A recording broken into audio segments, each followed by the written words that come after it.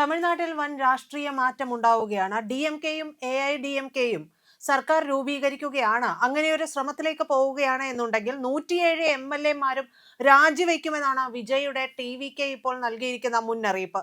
തമിഴ്നാട്ടിൽ രാഷ്ട്രീയ പ്രതിസന്ധി തുടരുന്നതിനിടെയാണ് DMKയോ അല്ലെങ്കിൽ ADMKയോ ചേർന്നുകൊണ്ട് സർക്കാർ രൂപീകരിക്കാൻ ക്ഷണിക്കുകയാണ് എന്നുണ്ടെങ്കിൽ ഇത്തരത്തിലൊരു നീക്കം ഉണ്ടാകുമെന്നുള്ളത് TVK അറിയിച്ചിരിക്കുന്നത്. ഇത് വലിയ രാഷ്ട്രീയ പ്രതിസന്ധിയിലേക്ക് പോവുകയാണ്. അങ്ങനെയാണ് എന്നുണ്ടെങ്കിൽ രാഷ്ട്രപതി ഭരണത്തിലേക്ക് തമിഴ്നാട് പോകാനുള്ള സാധ്യതകളും തള്ളിക്കളയാൻ സാധിക്കില്ല എന്നുള്ളതാണ്. തുടർച്ചയായിട്ടുള്ള രാഷ്ട്രീയ പ്രതിസന്ധികൾക്കിടയിൽ വിജയുടെ ക്യാമ്പിൽ അസ്വസ്ഥത വർദ്ധിക്കുന്നു എന്നുള്ളതിന്റെ കൂടി സൂചനയാണിത്.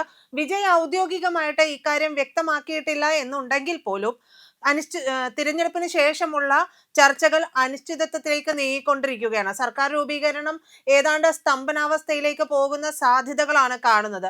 അതിന്റെ ഭാഗമായിട്ട് തന്നെ പാർട്ടിക്കുള്ളിൽ വലിയ രീതിയിലുള്ള നിരാശയും ഒക്കെ ഉണ്ടാകുന്നുണ്ട്. TVKയെ ഭരണത്തിൽ നിന്ന് പിന്തിരിപ്പിക്കാൻ DMK തങ്ങളുടെ ദീർഘകാല എതിരാളികളായിട്ടുള്ള, അതായത് എത്രയോ കാലങ്ങളായിട്ട് ഇവർ എതിരാളികളായി നിൽക്കുകയാണ്. ആ ഒരു സഖ്യം വീണ്ടും ഉണ്ടാക്കാനുള്ള സാധ്യതകൾ തേടുകയാണ് ചെയ്യുന്നത്. അതായത് ഈ രണ്ട് ദ്രാവിഡ പാർട്ടികളും DMKയും ADMKയും ദ്രാവിഡ പാർട്ടികൾ ഇല്ലാതെയായി കഴിഞ്ഞിട്ടുണ്ടെങ്കിൽ, ഈ രണ്ട് പാർട്ടികളും ഇല്ലാതായി കഴിഞ്ഞിട്ടുണ്ടെങ്കിൽ തങ്ങൾക്ക് നിലനിൽപ്പില്ല എന്നുള്ള ഒരു വസ്തുത കൂടി ഇതിന്റെ നേതാക്കൾ തിരിച്ചറിയുന്നുണ്ട്. സ്റ്റാലിൻ ഉൾപ്പെടെയുള്ളവർ തിരിച്ചറിയുന്നുണ്ട്. ഇതിന് പിന്നാലെയാണ് ഇരുവർക്കും തങ്ങൾ തമ്മിൽ ഒന്നിച്ചാൽ എന്ത്, വിജയ്ക്കെതിരെ ഒന്നിച്ചാൽ എന്ത് എന്നുള്ള ഒരു തീരുമാനത്തിലേക്കോ ഒരു ചിന്തയിലേക്കൊക്കെ എത്തുന്നത് എന്നുള്ളതാണ് ഏറ്റവും പ്രധാനപ്പെട്ട ഒരു കാര്യം. ദീർഘകാലമായിട്ട് ഇവർ ബദ്ധവൈരികളാണ്.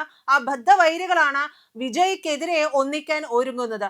ഇത് വലിയൊരു തമിഴ്നാട് രാഷ്ട്രീയത്തിൽ വലിയൊരു മാറ്റമാണ്. കാരണം TVK വന്നു കഴിഞ്ഞിട്ടുണ്ട് എന്നുണ്ടെങ്കിൽ മുൻപ് പറഞ്ഞതുപോലെ പിന്നീട് ദ്രാവിഡ രാഷ്ട്രീയം പറഞ്ഞുകൊണ്ട്, ദ്രാവിഡ രാഷ്ട്രീയം കുത്തി നിറച്ചുകൊണ്ട്, ഇഞ്ചക്ട് ചെയ്തുകൊണ്ട് ഇതുവരെ പിടിച്ചു നിന്നിട്ടുള്ള ഈ രാഷ്ട്രീയ പാർട്ടികൾക്കും അതിന്റെ പേരിൽ എല്ലാ സൗഭാഗ്യങ്ങളും എല്ലാ സ്ഥാനമാനങ്ങളും നേടിയെടുത്തുകൊണ്ടിരുന്ന നേതാക്കൾക്കും ഒരു മാറ്റം, അതായത് ഇനി ഈ തമിഴ്നാട് രാഷ്ട്രീയത്തിൽ സ്ഥാനമില്ലാതെയാകുന്ന ഒരു സാഹചര്യമുണ്ട്. കാരണം വിജയുടെ വിജയം എന്ന് പറയുന്നത് തന്നെ ഇവർക്കൊക്കെ അപ്രതീക്ഷിതമായിട്ടുള്ള ഒരു കാര്യമായിരുന്നു. ഒട്ടും പ്രതീക്ഷിക്കാത്ത രീതിയിൽ വൻ ഭൂരിപക്ഷം നേടിയാണ് വിജയിച്ചു വന്നത് എന്നുള്ളതാണ്. അപ്പോൾ ഏപ്രിൽ 23 നടന്നിട്ടുള്ള നിയമസഭാ തിരഞ്ഞെടുപ്പിൽ DMKയ്ക്ക് 59 സീറ്റുകൾ ലഭിച്ചപ്പോൾ ADMKയ്ക്ക് ലഭിച്ചത് 47 സീറ്റുകൾ മാത്രമാണ്. അപ്പോൾ നിയമസഭയിലെ ഏറ്റവും വലിയ ഒറ്റക്കക്ഷിയായിട്ട് വിജയ് ഉയർന്നു വന്നിട്ടും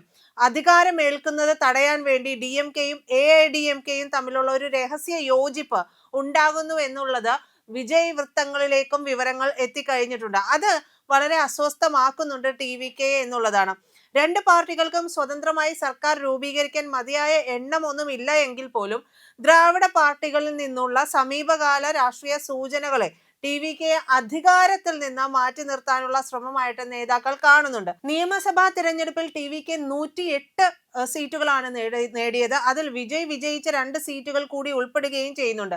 അപ്പൊ ഭരണഘടനാ നിയമപ്രകാരം വിജയ് ഒരു സീറ്റ് ഒഴിയുമെന്ന് പ്രതീക്ഷിക്കുന്നത് കൊണ്ട് ആ സീറ്റിലേക്കാണ് തൃഷ മത്സരിച്ചേക്കാം, ട്രിച്ചി ഈസ്റ്റിൽ നിന്ന് ഒരുപക്ഷെ തൃഷ മത്സരിച്ചേക്കാം എന്നുള്ള അഭ്യൂഹങ്ങളൊക്കെ ഉയരുന്നത്. എന്തായാലും ആ ഒരു സീറ്റ് ഒഴിയും എന്നുള്ളത് കൊണ്ട് പാർട്ടിയുടെ ഫലപ്രദമായിട്ടുള്ള ഒരു ശക്തി എന്ന് പറയുന്നത് 107 MLA മാരാണ്.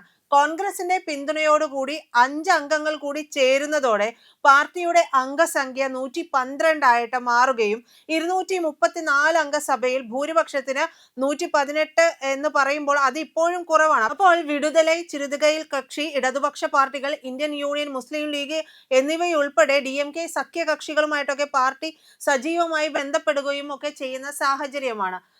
കോൺഗ്രസിന്റെ ഒരു നീക്കം എന്ന് പറയുന്നത് ദില്ലി ആസ്ഥാനമായിട്ട് അവർക്ക് തീരെ രസിച്ചിട്ടില്ല എന്നുള്ളത് കൂടി പുറത്തു വരുന്ന ഒരു സാഹചര്യത്തിലാണ് ഇത്തരത്തിലൊരു വൻ നീക്കം തമിഴ്നാട് രാഷ്ട്രീയത്തിൽ നടക്കുന്നത്. ഇനി കാത്തിരിക്കണം. വളരെ അനിശ്ചിതത്വത്തിലേക്ക് പോകുന്ന സാഹചര്യമാണ് ഉള്ളത്. കാത്തിരുന്ന് തന്നെ കാണണം എന്താണ് തമിഴ്നാട് രാഷ്ട്രീയത്തിൽ സംഭവിക്കുക. വിജയ് മുഖ്യമന്ത്രി ആകുമോ ഇല്ലയോ, അതോ രാഷ്ട്രപതി ഭരണത്തിലേക്ക് പോവുകയാണോ എന്നുള്ളത്.